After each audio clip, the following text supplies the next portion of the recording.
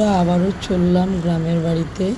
এটা পাটুলির ব্রিজের উপর থেকে দেখাচ্ছিলাম যে রাত্রিবেলা আমরা যাচ্ছিলাম।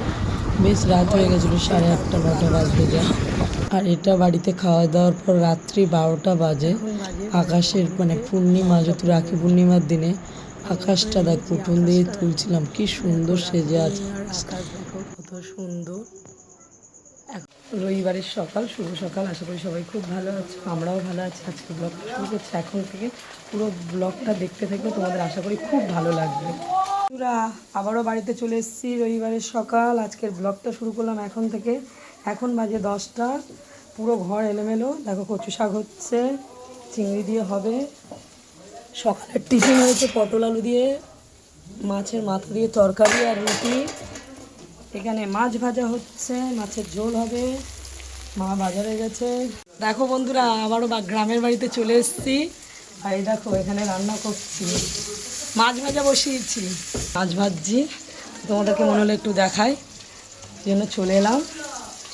এখানে এখন নেটওয়ার্ক ইস্যু, আমি কাউকে সাপোর্ট করতাম। হ্যাঁ জি আনো। রুটি তরকারি সকালের খাবার।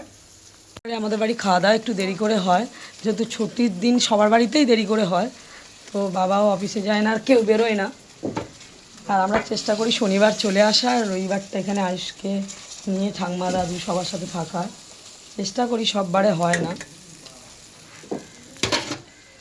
মাছগুলো কড়া হয়ে যাচ্ছে উনুনের জালে, বড্ড মুশকিল। ভাজা হয়ে গেছে, এখানে কিছুটা তুলে নিয়েছি এখানে। আর এখানে ভাজা হচ্ছে। বসে সবজি কাটছিল, চলে গেল। আর আমাদের এরকম শিলনোড়ায় এইভাবে সবজি কাটা হয়। আর পুরো অগুছানো রান্না হচ্ছে, রান্নাটা হয়ে গেলে গুছানো হবে। আর উনুনের রান্না মানে বুঝতে পারছো, কালি হাঁড়ি, ঘরে পরিষ্কার হবে।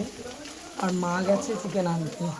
এটা আমাদের মাটির উনুনের রান্নাঘর, মানে মাটিতে উনুন দিয়ে যেখানে রান্না হয় সেইটা রান্নাঘর। এখানে যত সব উনুনের রান্না, সবজি রাখা। দেখো না কুমড়োগুলো কীভাবে নষ্ট হয়ে যাচ্ছে, দেখতে পাচ্ছ?